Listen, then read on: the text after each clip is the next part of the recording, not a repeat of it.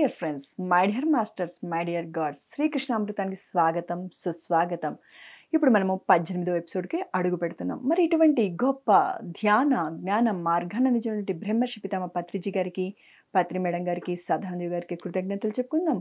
భగవద్గీతకు శ్రీకృష్ణ పరమాత్మకి కృతజ్ఞతలు చెప్పుకుందాం. మరి ఈరోజు ఒక అద్భుతమైన శ్లోకం మీ ముందుకు తేవడం జరిగింది.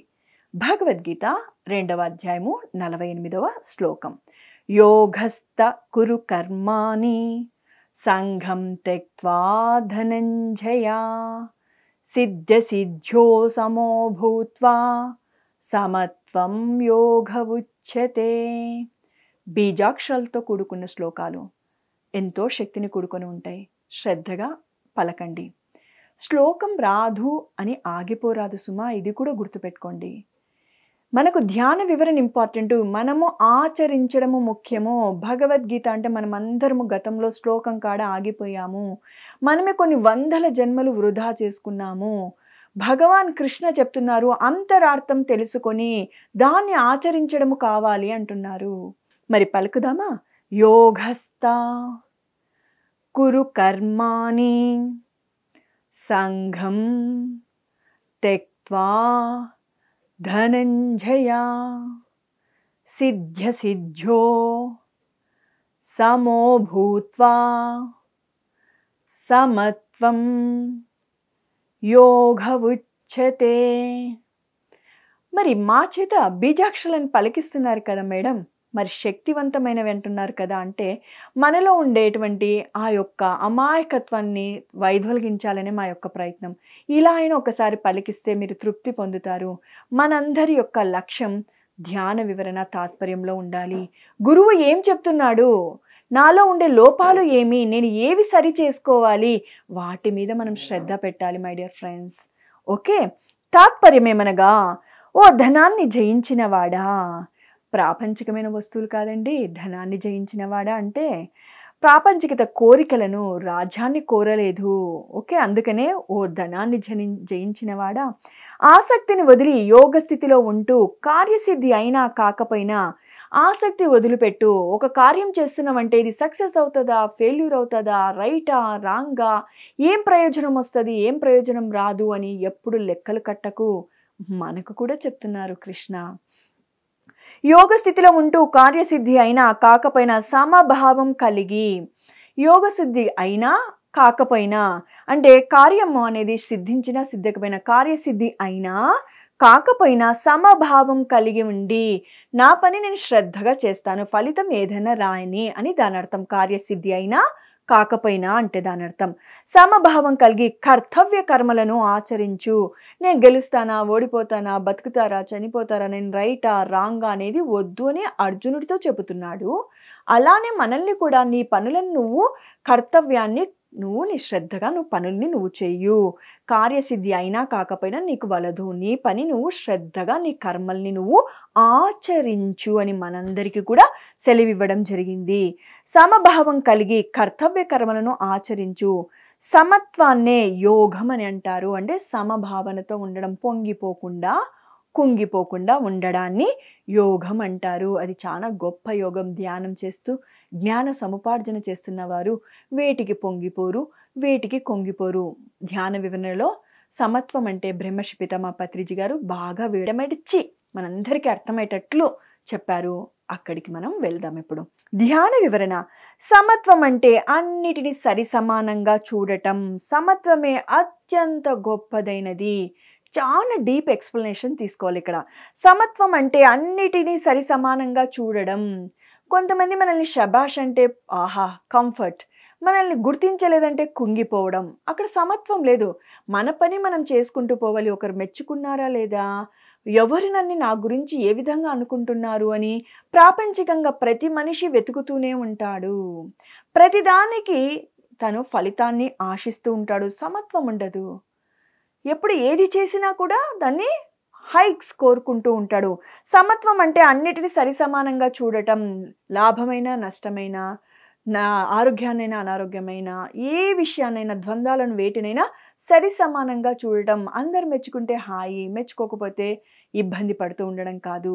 అన్నిటినీ స్వీకరించి ఉండడం. సక్సెస్నైనా ఫెయిల్యూర్నైనా, మంచినైనా చెడునైనా, ఆరోగ్యాన్నైనా, అనారోగ్యాన్నైనా, మన జీవితంలో తారసపడే ప్రతి ఒక్క విషయాన్ని సమంగా తీసుకోవడము. ఇలా ఉంటే నాకు హ్యాపీ, అలా ఉంటే నాకు హ్యాపీ లేదు అనరాదు. అన్నిటినీ నీ కర్మ ఫలాలలోనే భాగం. గత శ్లోకంలో తెలుసుకున్నాం కదా!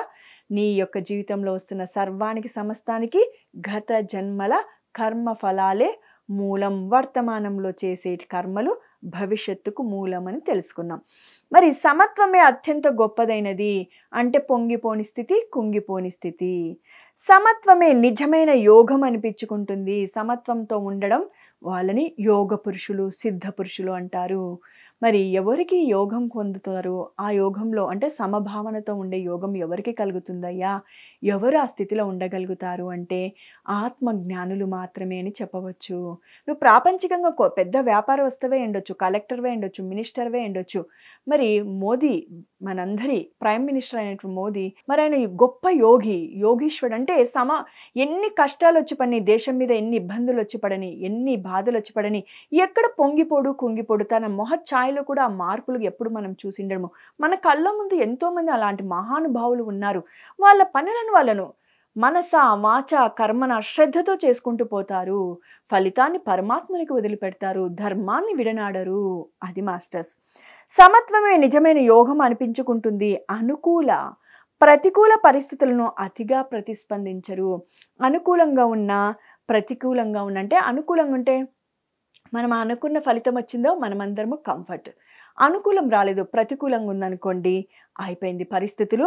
మనము అతిగా ప్రతిస్పందించకు. అనుకూలంగా ఉన్నా, ప్రతికూలంగా ఉన్నా చూడండి, ఒక పని చేస్తే సక్సెస్, ఫెయిల్యూర్ అనేది కామన్. లాభ నష్టాలు అనేది కామన్. నువ్వు ప్రతికూలంగా ఉన్నా కూడా పరిస్థితుల మీద అతిగా ప్రతిస్పందించకు.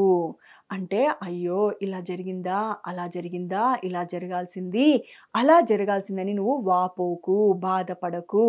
సమభావనతో ఉండు. నీ పని, నువ్వు కర్మ నువ్వు శ్రద్ధగా చెయ్యి.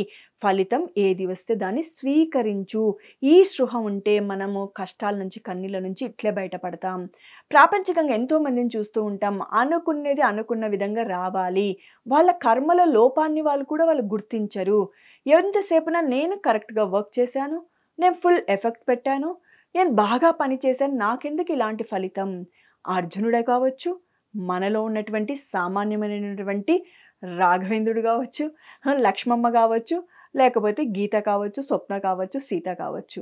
అందరము మన పనుల్ని మనము శ్రద్ధగా చేయాలి. ఫలితాన్ని పరమాత్మనికి వదిలేయాలి. వాటి నుంచి వచ్చే ఫలితాలను సమబుద్ధితో మనము స్వీకరించాలి.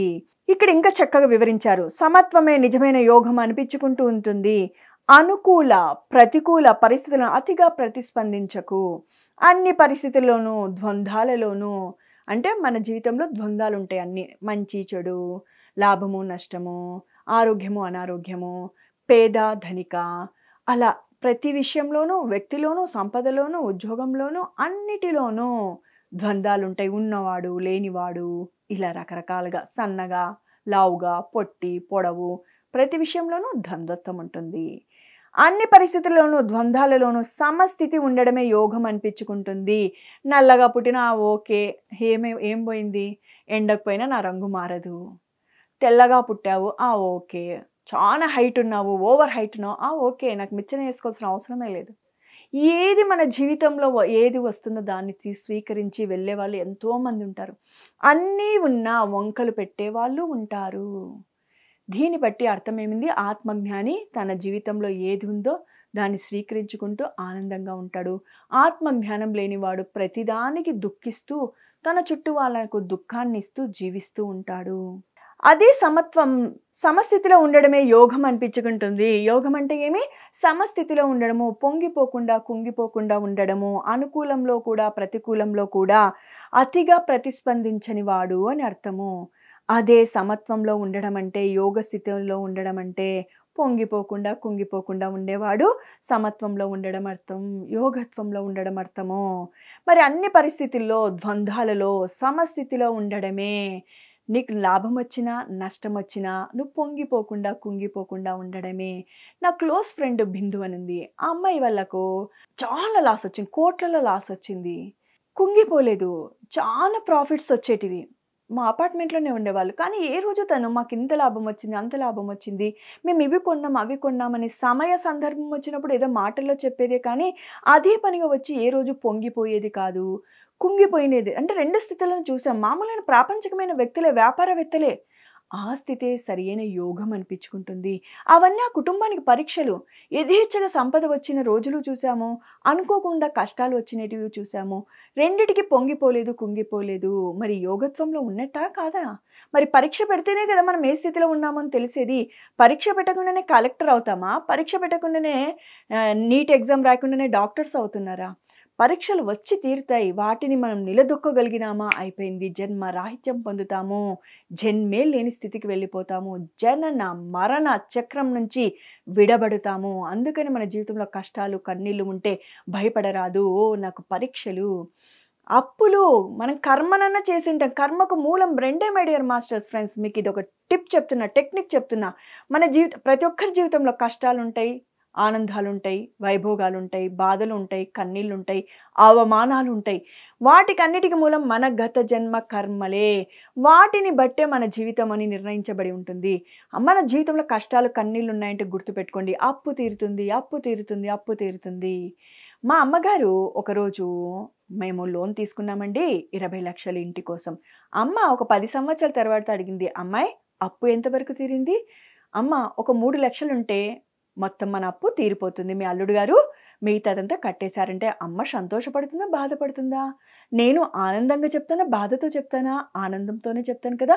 మరి మన జీవితంలో కష్టాలు, కన్నీళ్లు, అవమానాలు ఉంటే ఎందుకు బాధపడుతున్నాం? ఎందుకు భగవంతునితో పేచీ పడుతున్నాం? ఫిర్యాదు చేస్తున్నాం అందరి మీద. ఆత్మజ్ఞానం లేకనే కదా! ఆత్మజ్ఞానం ఉన్నవాడు ఏమని కోరుకుంటాడు తెలుసా? భగవంతుని దగ్గర ఫిర్యాదులు చెయ్యడు. ఇతరుల మీద చాడీలు చెప్పడు. భగవాన్ తట్టుకునే శక్తిని ఇయ్యవయ్యా నా శరీరానికి, మనసుకు అని కోరుతాడు. భగవంతుడు తదాస్తు అంటాడు. కర్మలు అనుభవించక తప్పదని ఈ మానవుడంటే ఈ అంశాత్మ తెలుసుకున్నాడు. ఎంత ఆనందమో ఆ తండ్రికి. తన బిడ్డలు ఆత్మ జ్ఞానాన్ని తెలుసుకున్నారు, సత్యం తెలుసుకున్నారు. కష్టాన్ని అనుభవిస్తాం, మేము వద్దనడం లేదు, పారిపోము. కానీ తట్టుకునే శక్తిని ఇయ్యవయ్యా, ఓకే గ్రాంటెడ్, శాంక్షన్ అంటాడు. అది చాలు తెలివైన వాళ్ళ పనైతే. మన కర్మలు మన అప్పులు మనమే తీరుస్తామా? పక్కింటోళ్ళు, ఎదురింటోళ్ళు చేస్తారా? పోనీ వాళ్ళ అప్పులు మనమేమన్నా తీరుస్తున్నామా? ఎవరు చేసుకున్న అప్పులు వాళ్ళే కదా లోన్లు కట్టుకోవాల్సింది. మరి అలానే ఆధ్యాత్మికంగా కూడా ఎవడు చేసిన పాపపుణ్యాలు వాడే అనుభవించక తప్పదు. మరి అలాంటప్పుడు మనము ఎందుకు బాధపడాలి, పరనిందలు చెయ్యాలి అని కృష్ణ భగవాన్ మనకు ఆత్మ జ్ఞానాన్ని ఇస్తున్నాడు. సమస్థితిలో ఉండడమే యోగం అనిపించుకుంటుంది. అదే సమత్వంలో ఉండడం అంటే, యోగ స్థితిలో ఉండడం అంటే. యోగ స్థితిలోనే ఉంటూ ప్రాపంచిక కర్మలన్నీ చేయాలి. యోగ స్థితిలో ఉండడం అంటే పొంగిపోకుండా, కుంగిపోకుండా ఉంటూ నువ్వు కర్మలను చెయ్యి. అంటే ఫలితం వస్తే పొంగిపోవడం, రాకపోతే కుంగిపోవడం అనేది వలదు అని శ్రీకృష్ణ పరమాత్మ మనకు చెబుతున్నాడు. యోగ స్థితిలో ఉండకుండా చేసే కర్మలన్నీ అనర్థదాయకమే. అంటే నువ్వు పొంగిపోతావు బాగుంటే, బాగలేకపోతే కుంగిపోతావు. ఆ రెండు తప్పు. నువ్వు ఆ స్థితిలో ఉండరాదు. అందుకని నీకు అవన్నీ అనర్థదాయకాలే అని చెప్తున్నారు. కర్మలను చేస్తూ ఉన్న వాటి పట్ల ఆసక్తి రహితుడిగా ఉండాలి. కర్మలు చేస్తావు, మంచి చేస్తావు, ఆసక్తి ఉండరాదు. నాకు ఫలితం ఏమొస్తుంది?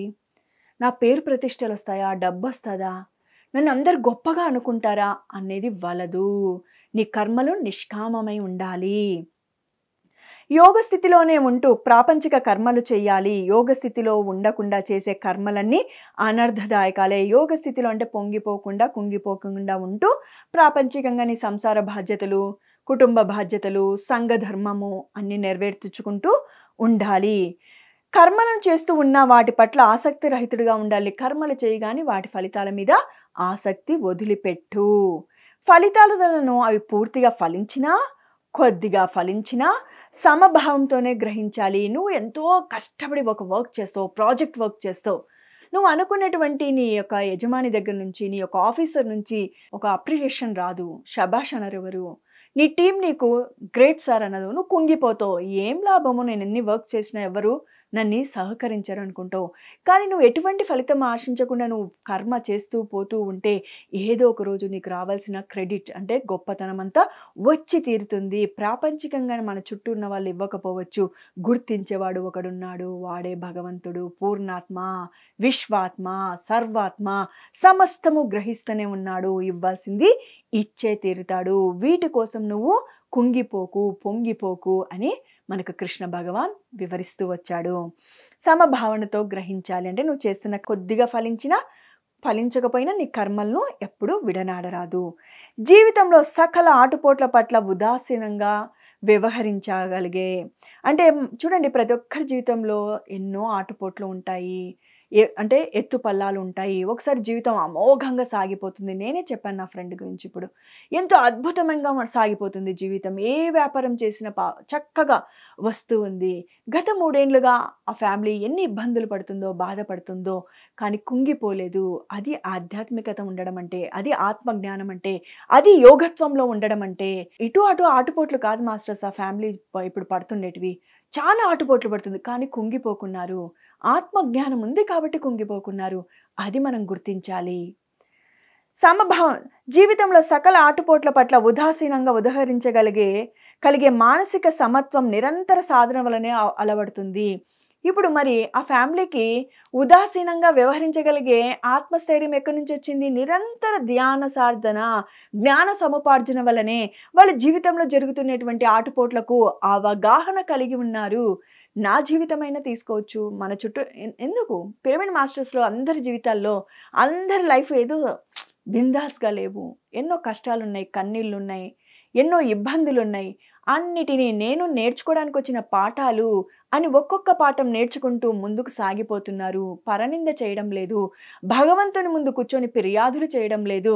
భగవాన్ మాకు తట్టుకునే శక్తిని ఇవ్వయ్యా, అవగాహన కల్పించు అని కోరుకుంటూ ముందుకు సాగిపోతున్నారు. కానీ నాకు ఈ కర్మ వద్దు, ఈ పాపం వద్దు, ఈ బాధ వద్దు, తీసేని ఏ పిరమిడ్ మాస్టర్ అడగరు, ఏ ఆత్మజ్ఞాని అడగడు, ఏ ఆత్మజ్ఞాని అడగడు.